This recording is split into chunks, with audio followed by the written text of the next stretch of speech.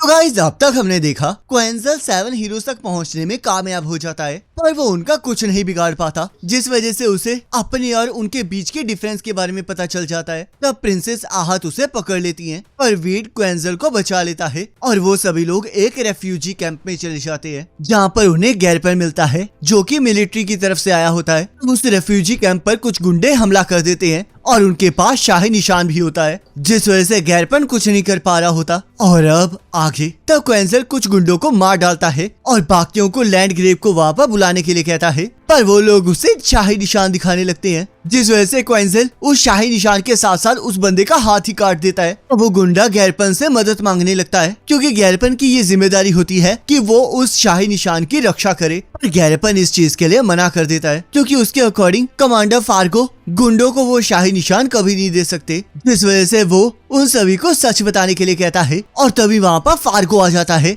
जिस वजह से वो गुंडा उससे मदद मांगने लगता है, पर फार्गो उसी पर हमला कर देता है और सभी को बताता है कि जो शाही निशान की वो तलवार उन गुंडों के पास थी, उसे उसने खुद के लिए बनवाया था, पर वो कुछ टाइम पहले चोरी हो गई थी। तो गैरपन इस बात पर विश्वास कर लेता है, क्योंकि वो फार्गो को अपना बड़ा भाई कह रहा होता है और उसे उसकी बातों पर पूरा यकीन होता है। तब फार्गो क्वेंजल को शुक्रिया कहने लगता है, क्योंकि उसने उन गुंडों को मारकर लैंडग्रेव की इज्जत को बचाया होता है। तो गैरपन और फार्गो वहाँ से जाने लगते हैं, पर वीड उन्हें रोक लेता है, क्योंकि उसे अभी भी उन लोगों पर विश्वास नहीं होता। और तब वो आहत की बहन शोरेन के बारे में पूछने लगता है। तब फार्गो वीड को शोरेन से मिलाने की बात करता है और उसे समझाता है कि वो इस टाइम शोरेन को वापस नहीं दे सकता, क्योंकि उसे अभी स्पेशल पावर वाले लोगों को बचाने के लिए सारे बॉर्डरलैंड्स के इलाकों में बात करनी है, जिसके लिए उसे शोरेन की जरूरत है। पर वो फिलहाल के लिए उन्हें शोरेन से मिलवा सकता है, जिस वजह से वो उसे वहाँ के मेयर के घर मिलने बुलाता है। तब वीड इसके बारे में आहत को बताता है और उन्हें ये भी कहता है कि अभी भी उसे उन पर शक है,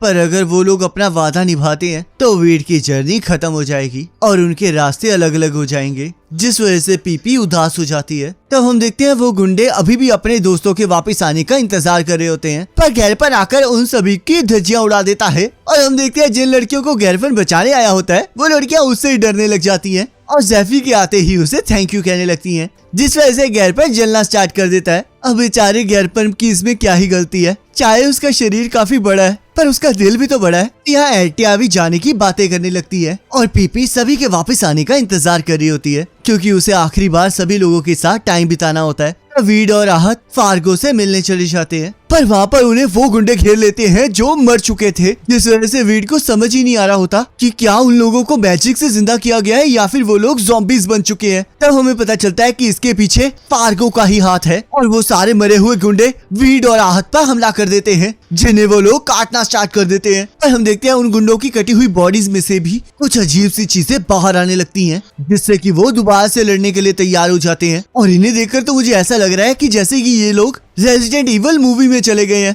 लगता है अम्ब्रेला कॉर्पोरेशन ने यहाँ पर भी वायरस फैला दिया है। अब हम देखते हैं चांद की रोशनी में एक गुंडा ट्रांसफॉर्म हो जाता है। हमें यहाँ पर थोड़े टाइम पहले का सीन दिखाया जाता है, जहाँ गैरपन उन गुंडों के बारे में बताने के लिए ज़ेफी का शुक्रिया अदा करता है और फार्गो भी इसके लिए उसे थैंक यू कहता है। पर हमें पता चलता है कि फार्गो इससे बिल्कुल अलग होता है, क्योंकि वो वहाँ के लोगों को कचरा समझ रहा होता है और ये सारी प्लानिंग उसी की होती है, जिस वजह से वो ज़ेफी को उसकी प्लानिंग को बिगाड़ने के लिए बुरा भला कहने लगता है। ज़ेफी और उसकी फैमिली अपने टेंट में सो जाती है और यहाँ क्वेंजल भी चांद को देखकर बहुत ज्यादा खुश हो जाता है और हमें अचानक से उसके पीछे पंख दिखाई देने लगते हैं। तब पीपी सभी लोगों को ढूंढ रही होती है और उसे अपनी माँ बाप की मौत याद आ जाती है, जिस वजह से वो दुआ करती है कि ज़ेफी और उसकी फैमिली को कुछ भी ना हो, क्योंकि अब वो अपने किसी भी नजदीकी को खोना नहीं चाह रही होती। और उसने ये डिसाइड कर लिया होता है कि वो ज़ेफी और उसकी फैमिली के साथ उनके नए गांव में रहेगी। फार्गो ज़ेफी को मारने के लिए उसके टेंट के अंदर घुस जाता है, जहाँ पर ज़ेफी के फादर और मदर की नींद टूट जाती है, जिस वजह से फार्गो को उसके माँ बाप को ठिकाने लगाना पड़ता है। पर ऐसा करते हुए पीपी उसे देख लेती है और डर के मारे वहाँ से भाग जाती है। तब यहाँ पर ज़ेफी के फादर मरने से पहले फार्गो का मास्क उतार देते हैं और क्वेंजल को पीपी की आत्मा का दुख सुनाई दे रहा होता है और उसे समझ नहीं आ रहा होता कि आखिरकार ये किसका दुख है। तब यहाँ वीड और आहत पूरी तरह से फंस चुके होते हैं और तभी आहत का जानवर आकर उन्हें बचा लेता है और वो लोग उस पर चढ़कर वहाँ पर धमाका करके वहाँ से चले जाते हैं, जिसे गैरपन भी देख लेता है, पर उसे समझ नहीं आ रहा होता कि आखिरकार वहाँ पर चल क्या रहा है। तब फार्गो ज़ेफी को मारने चला जाता है, पर पीपी हिम्मत जुटाकर उसे बचाने वहाँ आ जाती है और फार्गो को ये याद दिलाने लगती है कि वो वहाँ पर उनके नए गांव को बसाने में मदद करने आया है। तब फार्गो उसे बताता है कि वो उनसे झूठ कह रहा था और वो सभी लोग बेवकूफ हैं जिन्होंने उस पर विश्वास किया। तो ये सुनकर पीपी का दिल ही टूट जाता है, जिस वजह से वो फार्गो पर हमला कर देती है और फार्गो उसे लात मारकर नीचे फेंक देता है और पीपी को और तड़पाने के लिए अपने मैजिक की मदद से ज़ैफी के माँ बाप को ज़ॉम्बीज में कन्वर्ट कर देता है, जिस वजह से पीपी जोर जोर से चीखने लगती है और ज़ैफी की भी नींद टूट जाती है। तो वो ज़ॉम्बीज ज़ैफी पर हमला कर देते हैं और जैसे ही पीपी पर हमला करने लगते हैं वैसे ही क्वेंजल आकर उसे बचा लेता है। तो पीपी जोर जोर से रो रो कर अपना दुखड़ा सुनाने लगती है और क्वेंजल को ये चीज रोकने के लिए कहती है। तब यहाँ क्वेंजल भी अपनी पावर को एक्टिवेट कर देता है, जिस वजह से उसके हाथों में से भी 4 तलवारें बाहर आ जाती है और फार्गो की ये देखकर फट जाती है। तो क्वेंजल ज़ैफी के माता पिता के टुकड़े टुकड़े कर देता है और फार्गो डर के मारे क्वेंजल से माफी मांगने लगता है, पर क्वेंजल उसकी राइट बाजू को उड़ा देता है। तब फार्गो को क्वेंजल की पावर का कुछ समझ नहीं आ रहा होता और यहाँ पर वीड भी क्वेंजल को देखकर ये समझ जाता है कि वो ही मैन ऑफ ब्लैक स्वॉर्ड है। तब क्वेंजल ज़ैफी के माँ बाप से माफी मांगने लगता है और उन्हें पूरी तरह से खत्म कर देता है। तब फार्गो क्वेंजल को राक्षस कहने लगता है और क्वेंजल उसे एहसास दिलाता है कि उसकी वजह से कमजोर लोग ज़ॉम्बीज में कन्वर्ट हुए हैं, जिस वजह से क्वेंजल को उन्हें मारना पड़ा और जिन्होंने भी फार्गो पर भरोसा किया था उसने उनका भी भरोसा तोड़ा है, जिस वजह से उसे इसकी सजा मिलकर रहेगी। तब इन चीजों को सुनकर फार्गो पर कोई असर नहीं होता,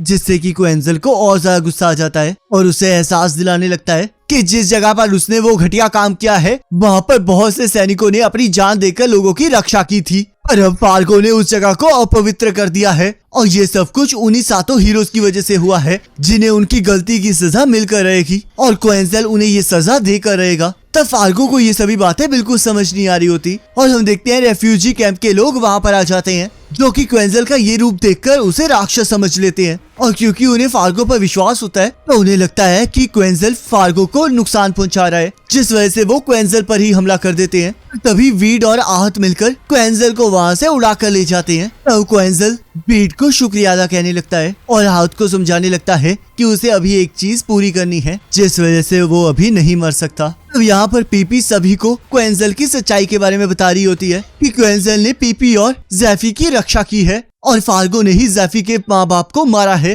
पर किसी को भी इस बात पर विश्वास ही नहीं हो रहा होता क्योंकि फार्गो ने इतने टाइम से सभी की आंखों में धूल झोंकी थी और ऊपर से वो लोग क्वेंजल का वो रूप देखकर उसे राक्षस समझ रहे हैं। तो थोड़ी देर बाद आहत क्वेंजल से माफी मांगने आ जाती है क्योंकि उसे एहसास हो जाता है कि क्वेंजल ने तो उसकी भाई की मदद की होती है पर उसने क्वेंजल को गलत समझा होता है और उसे मारने की कोशिश भी की होती है। तो क्वेंजल आहत को माफ कर देता है और वो जोर जोर से रोना स्टार्ट कर देती है। तो गाइस इसी के साथ ये एपिसोड यहीं पर खत्म हो जाता है और नेक्स्ट एपिसोड का लिंक आपके स्क्रीन पर आ रहा होगा, उस पर क्लिक करके अगले एपिसोड को देख सकते हो।